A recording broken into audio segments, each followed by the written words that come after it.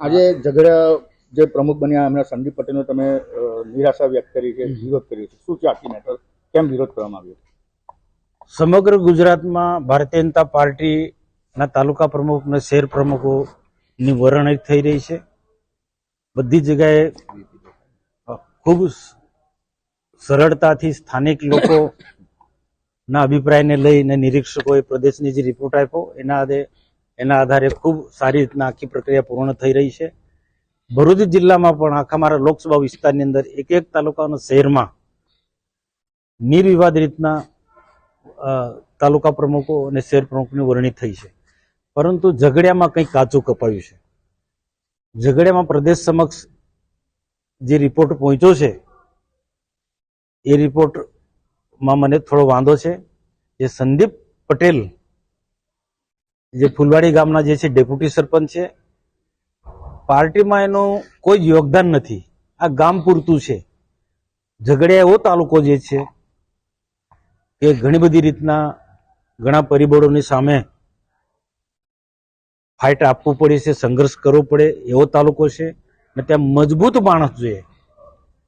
અને જે પ્રકારની ઝઘડિયા તાલુકાની આખી જે વસ્તી જે છે, સૌથી વધારે આદિવાસી છે, બીજા નંબર પટેલો છે અને ક્ષત્રિયો છે.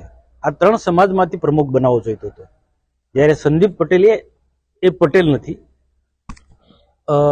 અન્ય જ્ઞાતિમાંથી આવતી જે પણ હશે, પણ આખા તાલુકાને સંભાળી શકે તેવો સક્ષમ વ્યક્તિ નથી.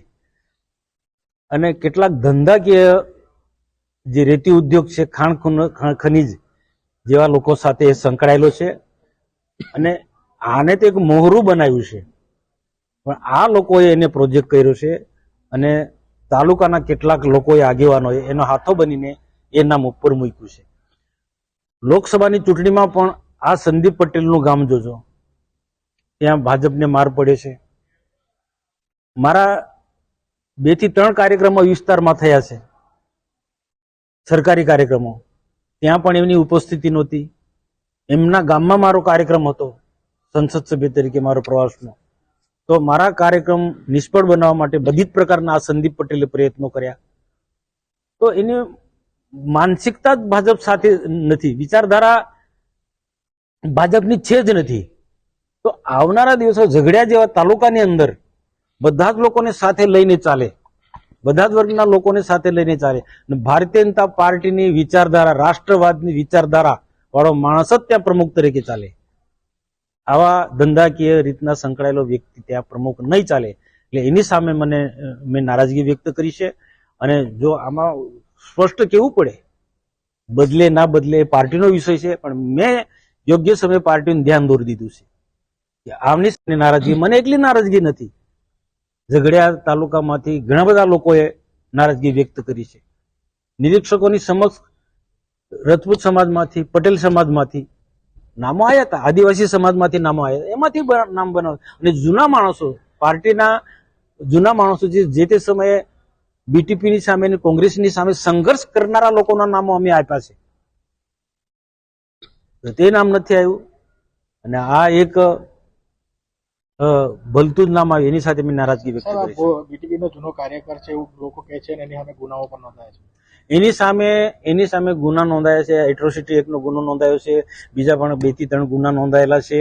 અને ત્યાં હું જ્ઞાતિ જાતિમાં પડતો નથી, પણ આદિવાસીની વિરોધની માનસિકતા વાળો માણસ છે.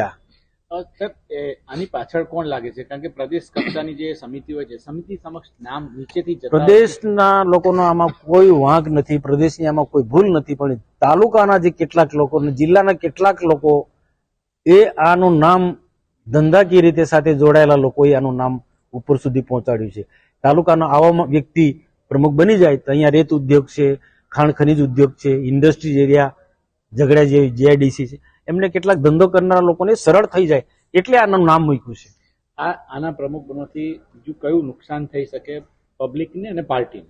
સંદીપ પટેલને પ્રમુખ બનાવવાથી એક તો સરકાર અમારો પારદર્શક વહીવટની વાતો કરે છે, એને નુકસાન થઈ શકે છે. મૂલ્ય આધારિત પાર્ટી છે, મૂલ્યનું ત્યાં ધોવાણ થઈ જાય અને સંગઠન પડી ભાંગે. સંદીપને બનાવવાથી ઝઘડિયા તાલુકાનું આખું સંગઠન પડી ભાંગે.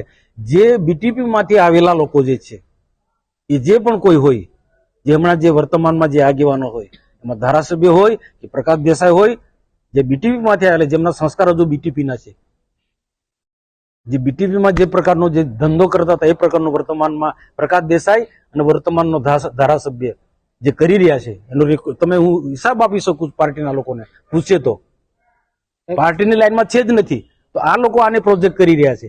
તો સાહેબ તમારો સીધો આરોપ ઝઘડિયાના ધારાસભ્ય રીતેશ વસાવા અને જે પ્રકાશ દેસાઈ આ બિલકુલ સ્થાનિક સ્વરાજ્યની ચૂંટણી પર અસર પડશે?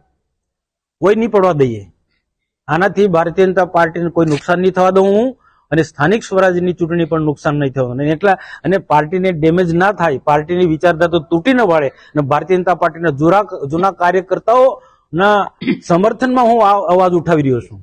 સાહેબ, બીજી વાત એ છે કે પાર્ટીએ નક્કી કર્યું હતું કે કોંગ્રેસ બીટીપી માંથી આવેલા અને પ્રમુખ નહીં બનાવો, તો પણ આ પાટીલ સાહેબે આ બનાવી દીધા છે.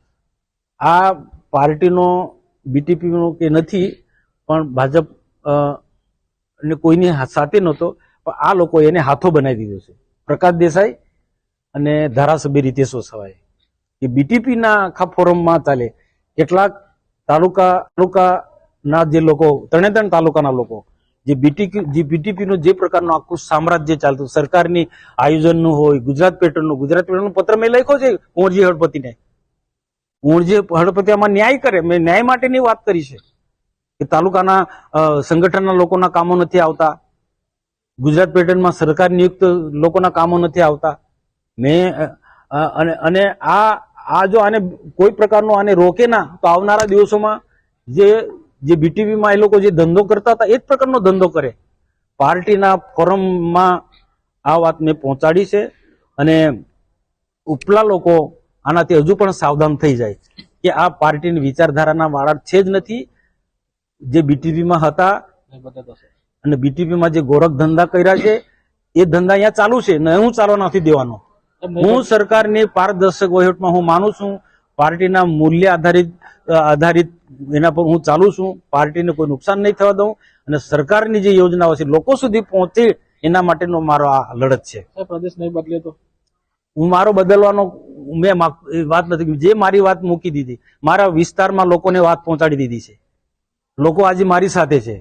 મેં આગ્રહ રાખતો નથી કે બદલે એમ, ને એક વખત જાહેરાત થઈ ગયા પછી હું પાર્ટીના નિર્ણયને સ્વીકારીશ, પણ હું એને સ્વીકારું નહીં. રાજુ, એક મિનિટ.